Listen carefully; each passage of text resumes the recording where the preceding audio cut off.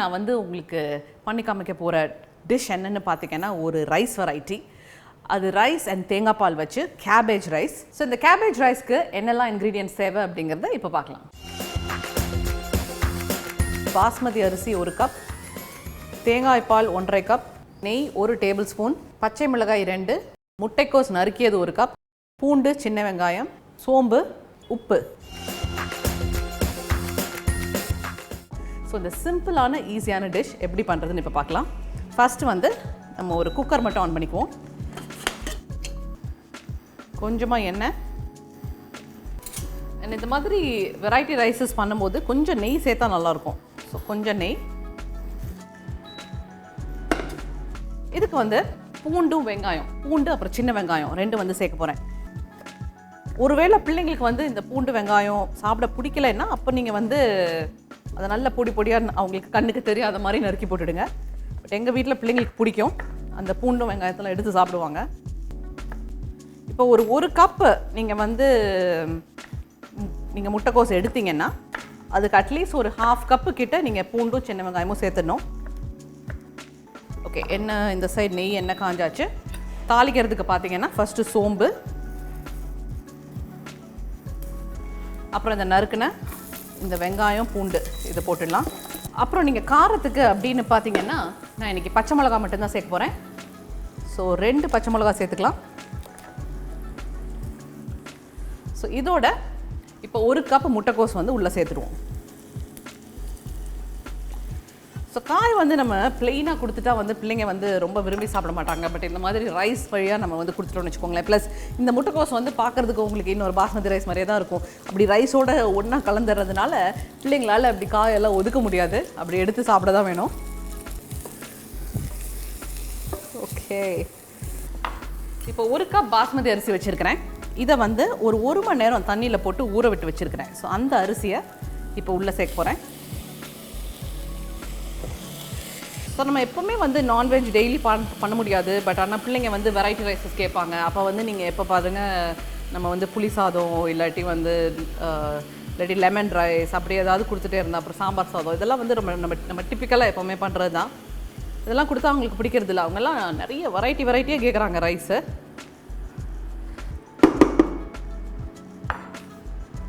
So இந்த ரைஸ்க்கு இன்றைக்கி நான் வந்து தண்ணி சேர்க்க போகிறதில்ல. என்ன சேர்க்க போகிறேன் அப்படின்னு பார்த்தீங்கன்னா தேங்காய் பால்.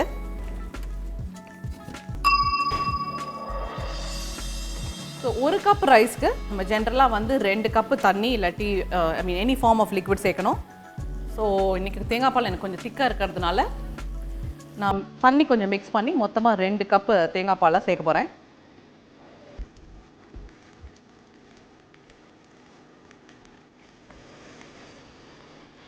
ஒன்று,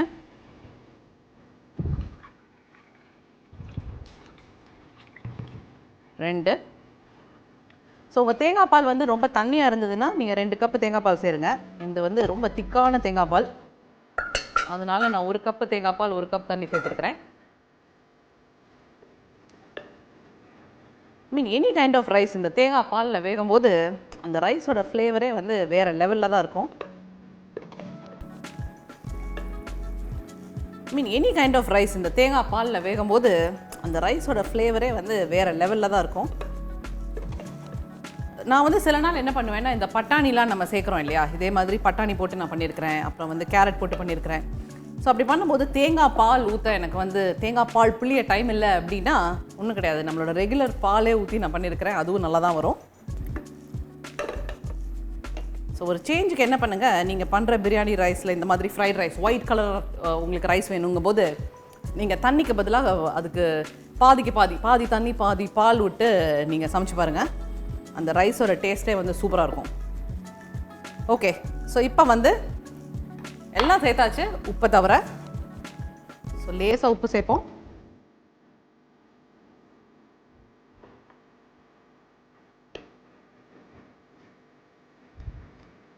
நைஸ். ஓகே, இப்போ டேஸ்ட் பார்த்துக்கலாம்.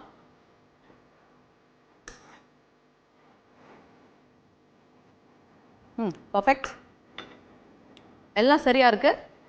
இப்போ இதை மூடி வச்சுட்டு ஒரு 3 விசில் கொடுத்து நம்ம இதை இறக்கிடலாம். ஸோ 3 விசில் வர வரைக்கும் வெயிட் பண்ணுவோம். ஸோ 3 விசில் கொடுத்து நம்மளோட கேபேஜ் ரைஸ் வந்து இப்போ இறக்கி வச்சுருக்கு. ஸோ இப்போ திறந்து பார்க்கலாம் என்ன நிலமையில் இருக்குது நம்மளோட ரைஸ் அப்படின்னு. ஓகே, எஸ், சூப்பராக ரெடி ஆயிடுச்சு. நைஸ், பாருங்க அருமையான வெளவெளேர்னு இருக்குது நம்மளோட கேபேஜ் ரைஸ். ஸோ இதை வந்து இப்போ சர்வ் பண்ணிக்கலாம்.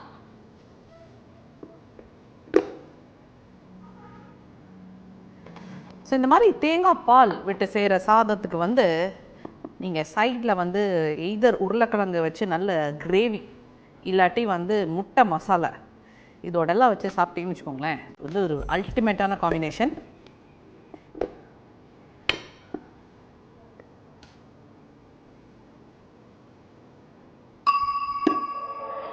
ஓகே,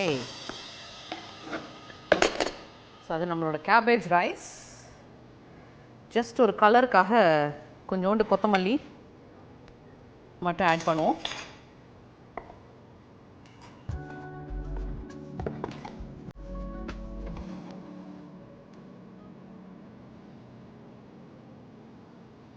ஓகே, ஸோ அருமையான கேபேஜ் ரைஸ் வந்து ரெடி ஆகிடுச்சு. இதை கண்டிப்பாக என்ஜாய் பண்ணியிருப்பீங்கன்னு நினைக்கிறேன்.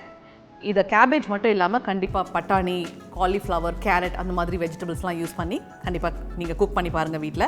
பிள்ளைங்களோட லஞ்ச் பாக்ஸுக்காகவும் இதை டெஃபினட்டாக ட்ரை பண்ணுங்கள், ரொம்ப விரும்பி சாப்பிடுவாங்க. இப்போதைக்கு it is Sri signing off with the cabbage rice. I'll see you one other time. Bye.